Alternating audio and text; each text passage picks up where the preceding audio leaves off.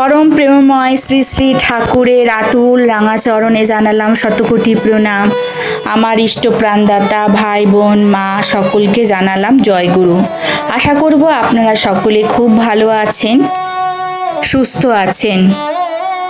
আজকের আলোচনার বিষয়বস্তু হচ্ছে যে সকল মায়েদের সন্তান হয় না তাদের সন্তান লাভের জন্য ঠাকুর যে বিধান দিয়েছেন সেই বিধান নিয়েই আজকে আলোচনা করব। সন্তান আমাদের কাছে কি? আগে তাহলে আমাদের জেনে নিতে হবে সন্তান আমাদের কাছে কতটা দামি, কতটা মূল্যবান। সন্তান মানেই নতুন জীবন, যা পিতামাতার মাধ্যমে পৃথিবীতে আসে। সন্তান পিতা মাতার ভবিষ্যতের আশা এবং স্বপ্ন। সন্তান পিতামাতার কাছে অফুরন্ত ভালোবাসা ও স্নেহের পাত্র। সন্তানরা সমাজে ভবিষ্যৎ এবং তাদের মাধ্যমেই একটি জাতি এগিয়ে যায়। সন্তানকে বড় করা, তাদের প্রতিপালন করা এবং তাদের ভালো মানুষ হিসেবে গড়ে তোলার দায়িত্ব পিতামাতার। সন্তানরা পরিবার এবং সমাজের একটি গুরুত্বপূর্ণ অংশ, যারা সামাজিক বন্ধন তৈরি করে। সন্তান পিতামাতার জীবনকে পরিপূর্ণতা দেয়। যে সকল মায়েদের অনেক দিন বিবাহ হয়েছে অথচ সন্তান হয়নি, তাদের পরিবারের কাছে অনেক কটু কথা শুনতে হয়। এমনকি আশেপাশে পাড়া প্রতিবেশী আত্মীয় স্বজন সকলের কাছেও কিন্তু নানা কটু কথা শুনতে হয়। তাদের সমাজে একটু আলাদা চোখে দেখে। এটি একটি সামাজিক সমস্যা যা সন্তানহীন দম্পতিদের মধ্যে দেখা যায়। এই ধরনের মন্তব্য প্রায়শই সমাজে প্রচলিত ধারণা এবং এক ধরনের চাপ থেকে আসে। এই সমস্যাটি বিভিন্ন সংস্কৃতি এবং সমাজে দেখা যায়, যেখানে সন্তান কথাটাকে একটি অপরিহার্য বিষয় হিসেবে দেখা হয়। সন্তান না থাকলে কিছু মানুষ এটিকে অস্বাভাবিক বা কম হিসেবে দেখতে পারে এবং এই কারণে তারা কটু কথা বলতে পারে বা খারাপ মন্তব্য করতে পারে। সমাজে প্রচলিত ধারণা যে বিয়ে মানেই সন্তান এবং সন্তান না হওয়া মানেই কিছু একটা ভুল বা অসম্পূর্ণ। এই ধারণা থেকে কটু কথা আসে। কিছু মানুষ হয়তো সন্তান না হওয়ার কারণ বা পরিস্থিতি সম্পর্কে জানে না, তাই তারা ভুল ধারণা থেকে মন্তব্য করে। সমস্ত মন্তব্য তারা করে থাকেন, সেসব মন্তব্য মানসিক কষ্টের কারণ হতে পারে। সন্তানহীন দম্পতিদের উচিত এই ধরনের মন্তব্যকে গুরুত্ব না দেওয়া এবং নিজেদের জীবন নিজেদের মতন করে উপভোগ করা। যদি প্রয়োজন হয় তারা কাউন্সিলিং করাতে পারেন। এবার তবে আসল কথায় প্রবেশ করা যাক।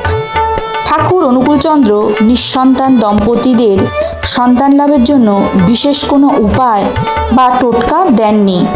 তবে তিনি বিশ্বাস করতেন যে সঠিক জীবনযাপন, ভক্তি এবং ঈশ্বরের উপর নির্ভরতার মাধ্যমে নিঃসন্তান দম্পতিরা সন্তান ধারণে সক্ষম হতে পারেন।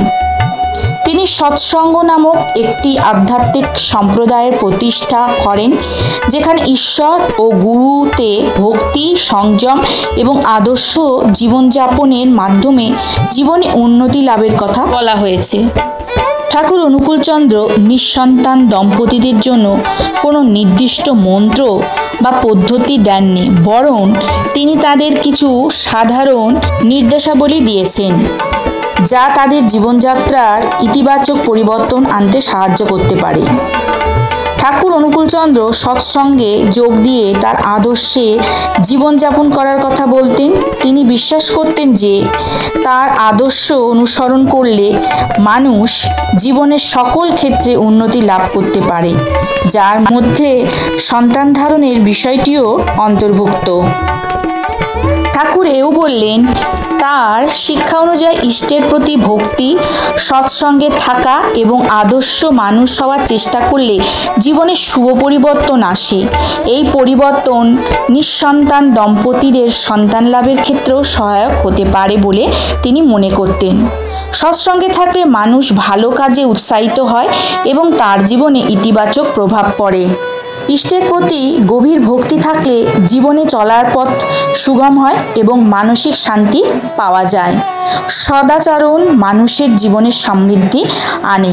ঠাকুরের এই শিক্ষাগুলি নিঃসন্তান দম্পতিদের মানসিক শান্তি ও জীবনে উন্নতিতে সাহায্য করতে পারে, যা তাদের সন্তান ধারণের ক্ষেত্রেও ইতিবাচক প্রভাব ফেলতে পারে। তাহলে আশা করব আপনারা বুঝতে পারলেন যে আমরা যদি সৎ পথে থাকি, সৎ চিন্তাভাবনা করি, ইষ্ট নাম করি, ইষ্টবৃত্তি করি, তাহলে নিঃসন্তানদেরও সন্তান লাভের আশা বহুগুণে বেড়ে যাবে। তাছাড়া পরম দয়ালের হাত তো আমাদের সকলের মাথার উপরেই রয়েছে। আমাদের ভালো মন্দ থাকার দায় দায়িত্ব তার উপর। তিনি আমাদেরকে সুখ শান্তি, সন্তানদের সন্তান সবই দেবেন। তার উপর শুধু ভরসাটা আমাদের রাখতে হবে। তাহলে আজকের আলোচনাটা এখানেই শেষ করলাম। আশা করব আজকের আলোচনা আপনাদের ভালো লাগবে। আর ভালো যদি লাগে তাহলে অতি অবশ্যই একটা করে লাইক করবেন, কমেন্ট করবেন, আর আমার এই ভিডিওটা বেশি বেশি করে শেয়ার করবেন যাতে সবাই উপকৃত হয়। আর যারা এখনও আমার চ্যানেলটা সাবস্ক্রাইব করেননি তারা দয়া করে সাবস্ক্রাইব করে নেবেন, তাহলে এরম ধরনের ভিডিও আপনারা দেখতে পারবেন। তাহলে আজকে চলি। সবাই ভালো থাকবেন, সুস্থ থাকবেন, অতি অবশ্যই সাবধানে থাকবেন। জয় গুরু।